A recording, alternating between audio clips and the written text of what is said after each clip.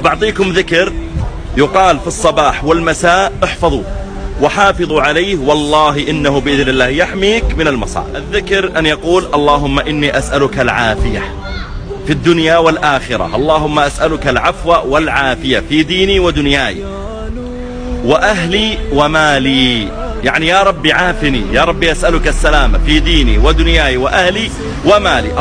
اللهم استر عوراتي وأمن روعاتي، اللهم احفظني من بين يدي ومن خلفي وعن يميني وعن شمالي ومن فوقي، وأعوذ بعظمتك أن أغتال من تحتي. من فضل الله أني محافظ عليه، من فضل الله ومنته أنا محافظ عليه يمكن يمكن نقول 30 سنة، وسبحان الله أجد أثره علي. هذا يقرأ يا جماعة في الصباح والمساء، يقرأ بعد صلاة الفجر أو حتى لو في الضحى، وفي المساء بعد الظهر أو العصر.